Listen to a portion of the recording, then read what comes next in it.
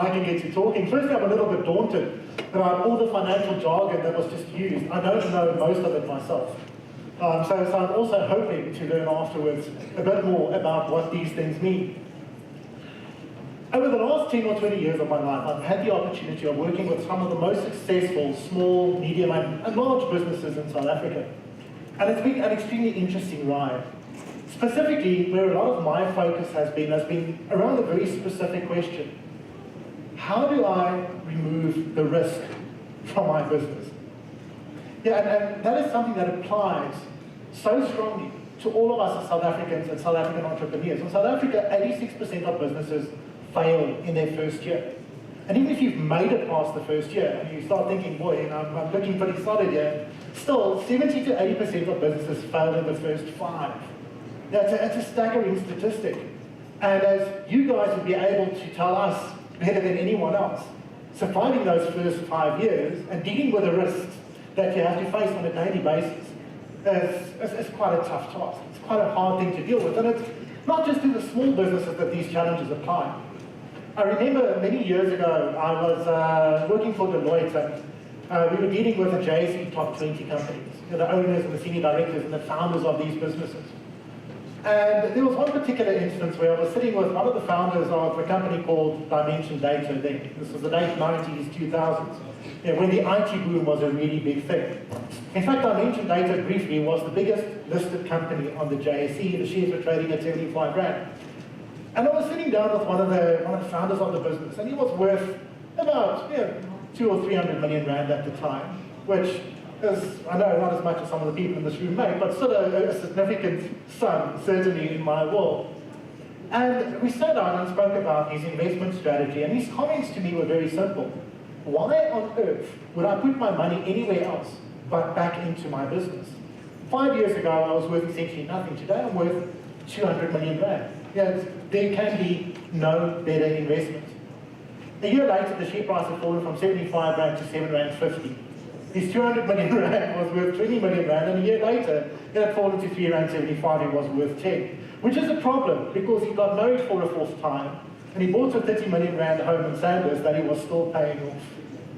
So the reality is, no matter how well your business does today, there are certain risks that will never be able to make go away. So what are the things that we need to do in order to deal with those risks?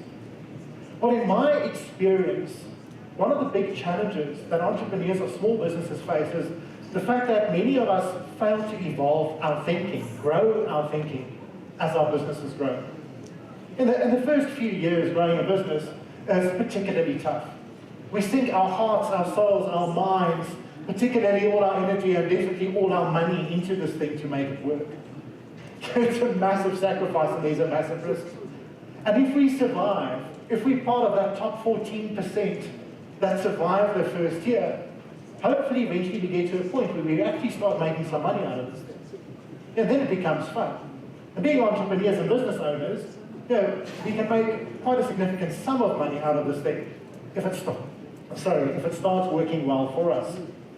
And these two dynamics are the dynamics that most, where are you going to find the button there, are the dynamics that most entrepreneurs get caught up in. Making money and spending money, it's a fun place to be. And most of the money that we don't spend on the Maseratis and the Porsches and the Lamborghinis, we tend to plow back into our businesses in order to keep growing that wealth. The problem is, there are certain risks inside of our businesses that we can't make go away. And if we fail to build a third strategy, let me just find a button that works here. If we fail to build a third strategy, focus on what am I going to do to make sure I keep my money, odds are, once the wind comes up against you, and it will eventually, your finances and your wealth and your business will be at risk. So how do I go about doing that? How do I go about making sure that the money I've worked so hard to accumulate stays in my back pocket and in my business? Well, when I think about this question, I'm reminded of a quote by certainly the most successful investor the world has ever seen. One of the best businessmen the world has ever seen, a guy called Warren Buffett. And Warren Buffett once wrote the following. He said, to create or to invest successfully over a lifetime does not require a stratospheric IQ, unusual business insights or inside information. What is necessary is a sound intellectual framework for making decisions and the ability to keep our emotions from corroding that framework. And the framework we need to maintain and preserve wealth is very different from the framework that we needed to grow and make it out of scratch in the first place. And this means if I truly want to be successful in dealing with risks when it comes to my personal finance and the capital of my business, I need to evolve the framework, the way in which I think about what I've got over time. When we think about that framework, we tend to find that there are 4 or 3 different categories that our wealth, our money tends to fall into. And if we understand what the rules and the considerations behind each one is, odds are we'll achieve a better outcome than without such a framework. So the first asset we think about is what I think of as your business assets. I mean, you guys know intimately what that means. If you're going to get rich, this is where it's going to happen. Nobody else is going to make you rich. But by managing and running a good business, that wealth will eventually start coming. If you are going to have debt, this is where you want to have debt. And invariably, one of the important considerations behind this thing is, where there are business risks that you can control, make sure you control those and you speak to them. So, simplistically, what does that mean? And I do apologize, I'm a very basic thinker and I do my own graphics.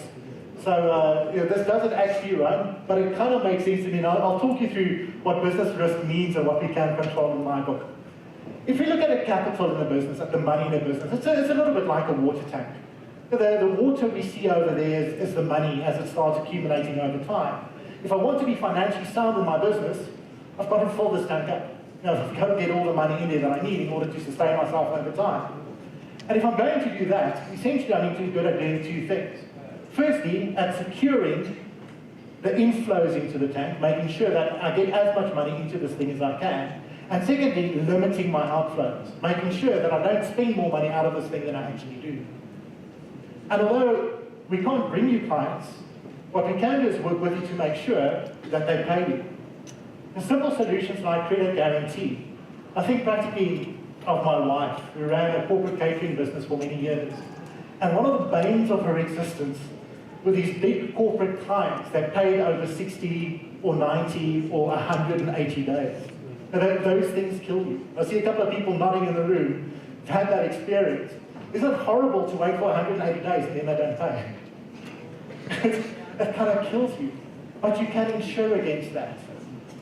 By working with the right businesses, and please come speak to us at our mutual afterwards, we're very happy to tell you what we can do. We're able to help guarantee payments to make sure that the money that flows into your business flows in. The second thing, if you're a small business, if you're a sole proprietor, you want to think about is the goose that lays the golden egg, and that's you. Your single biggest asset in your business today is your ability to earn money. And if your business loses that, you and your dependents have got a serious problem. The basic insurance, disability cover, those kind of things become incredibly important. Make sure you speak to a financial advisor that can just help you understand that. In the second place, limiting your outflows. Again, especially if you don't have a great deal of money, you're needing to pay big lump sums of cash out. If it's not absolutely necessary, you can burn you. 2 things you want to think about is short-term insurance in the first place. If you've got delivery cars, if you've got equipment, if you've got stuff that can break, if you've got theft as an issue in your business, if you fail to insure yourself against that, one bad event can potentially destroy you. Make sure you speak to that. And then secondly, as a small business, you want to make sure that at least your partners are insured should they pass away. And this is a distressing thing that I've unfortunately seen on a number of occasions over the year. If you've got 1 or 2 partners in a business, and you have a shareholding in the business, and the business starts making money, the business starts creating value. If the one partner should pass away, what happens to their shareholding? Well, either you pay for it out of your own back pocket, and if you haven't got the capital, that's a challenge, or their beneficiaries and spouses and dependents inherit that share in your business, which means suddenly you've now got a shareholder in your business that's got a say in how you run it, that may not have the same objectives or the same interests or the same abilities than the partner that passed away. So making sure that you insure each other's lives and that those payments happen so that you've got the capital to purchase that shareholding should something bad happen is absolutely critical. What you'll find in a fast-growing business is the value of your business will double and redouble every 2 or 3 years once you start going through your aggressive growth phase, as will likely the assets you hold in it.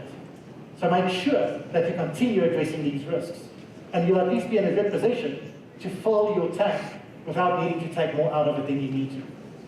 So that accounts for your business assets. The second thing we're going to talk briefly about is the fun stuff. What we found, and we've done numerous studies, is as soon as entrepreneurs start earning money, then we looked at where does the money go.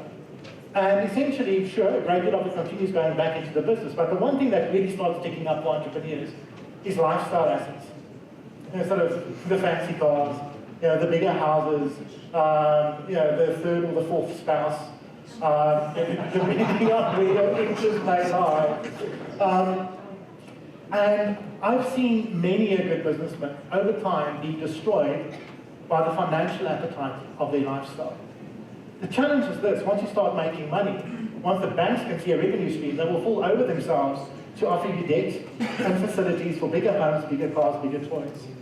And it's extremely hard to say no to that. And I've got a mate of mine, we were playing golf a couple of months ago, and he said, Henry, I'm feeling so relieved. For the first time in 10 years, my personal debt has dipped below 40 million rand. This blew my mind. But the reality is, if you're going to look at lifestyle assets and controlling this, once you start spending money on the toys, it's incredibly hard to stop. Which means that as your business grows, and as you grow as a person, it's incredibly important to grow your values and understanding of the things that are important to you in the process. Malcolm X once said, if you stand for nothing, you'll fall for anything. And from a lifestyle perspective, sorry, I am a lawyer, I have no friends, but I have got the internet and a bunch of research. And to demonstrate getting those principles right, I refer to a study that was done by the University of Leeds a number of years ago. What they did is they sat a couple of hundred people down, one by one, they made them make turns, in a small little clinical room, stainless steel table, white floor, no distractions. And they asked these people two questions. The first question, they put a chocolate bar on the table.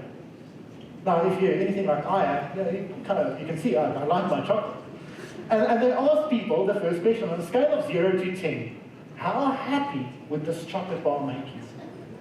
And being Belgian, being into the chocolate bar scored between 8 and 9 out of 10.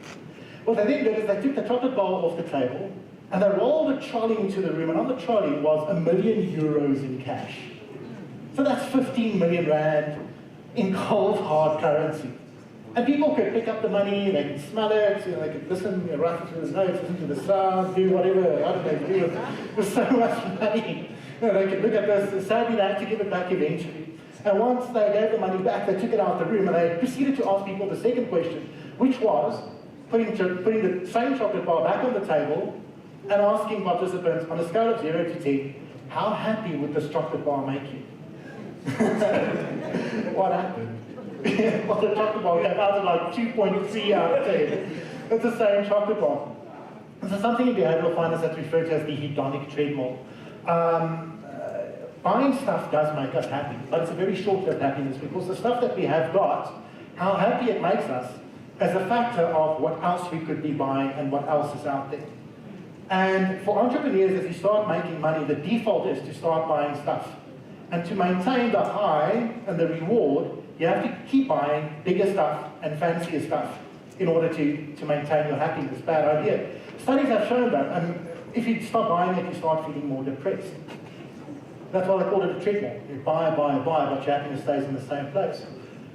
And a separate study they looked at, well, if these things don't make you sustainably happy, what does make you sustainably happy? And they found 3 things: meaningful relationships, rewarding experiences, and having a sense of purpose.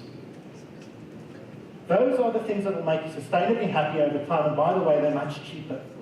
And if you can build that into the DNA of your business, and into the DNA of how you spend your money, then great things start happening. And thirdly, we think about your wealth preservation assets. This is the pool of money that you start setting aside, your savings, your investments, all the rest, when you start moving money out of your business into something else, which is very hard for most entrepreneurs to do because we're conditioned to always put money back into our business. But if we're successful at building this pool of money, and the rules are quite the opposite from our business. Business, high risk, high reward, very exciting. Wealth strategy is about being conservative, diversifying your risk. 12% growth per year is enough. It's not nearly as exciting.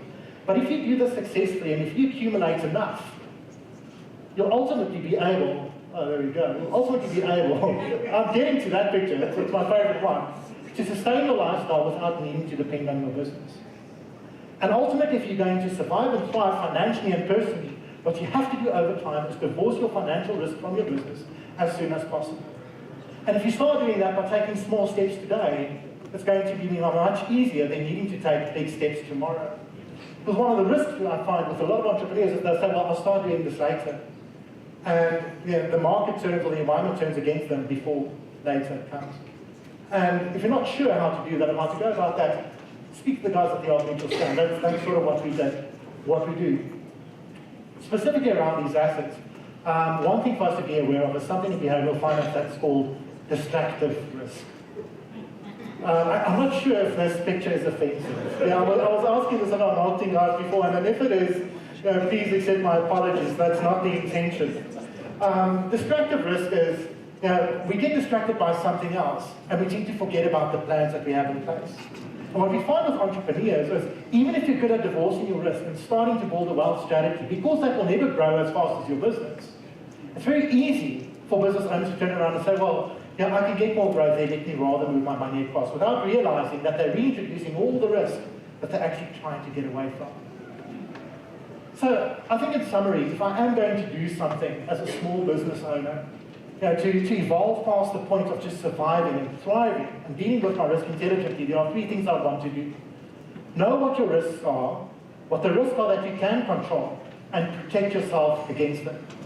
You can do this, if you're not sure, by asking the right questions and speaking to the right people. And the Mutual Stand is right next door, that's what we do. Secondly, don't just have a get-rich plan. Have a get-rich plan and a stay-rich plan. Because ultimately, if you're going to be financially independent from your business, the second is what's going to make you successful over time. I'm going to wrap up by using a cheesy quote. And again, being a lawyer with no friends, I have got unlimited data and streaming internet at home, so I watch a lot of movies. And I'll use a Batman quote, not the Ben Affleck Batman, because he's not a real Batman, the Christian Bale Batman. In The Dark Knight Rises, the Batman character said at one point, it's not who we are underneath, but what we do that defines us. And if you look at your business and if you look at your wealth, every single person sitting in this room has got the best of intentions, has got ways in which I'm sure you will change the world.